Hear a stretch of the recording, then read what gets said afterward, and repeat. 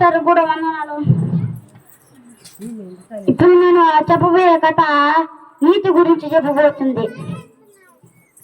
అబ్రహాము సేవ అనే ఒక కుటుంబం ఉంది. వాళ్ళకి పిల్లలు లేరు. ఒకరోజు అబ్రహాము కలలో దేవుడు వచ్చి అబ్రహాము నీకు కొడుకునిస్తాను అని చెప్పినాడు. చెప్పినట్టుగా కొన్ని రోజుల తర్వాత అబ్రహాము సేవకి ఒక కొడుకు పుట్టాడు. ఒక కొడుకుని చాలా గారాభంగా పెంచారు. ఒకరోజు అబ్రహాము కలలో అబ్రహాము నీ కొడుకు నాకు బలి ఉన్నాను అని అడిగినాడు. ఆమె అబ్రహాము వెంటనే సరే అని చెప్పినాడు.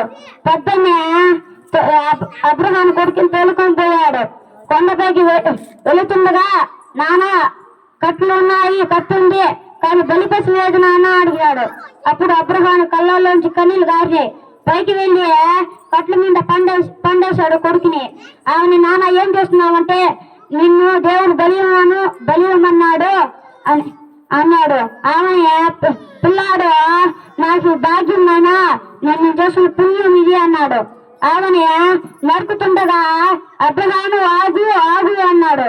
ఆమెని ఏమైంది స్వామి అంటే నిన్ను టెస్ట్ చేశాను, నువ్వు మంచోడు చెడ్డాడు కనుక్కోడానికి అన్నాడు. ఆమెని అబ్రహాము నువ్వు పాస్ అయ్యావు అని చెప్పినాడు. వందనాలు.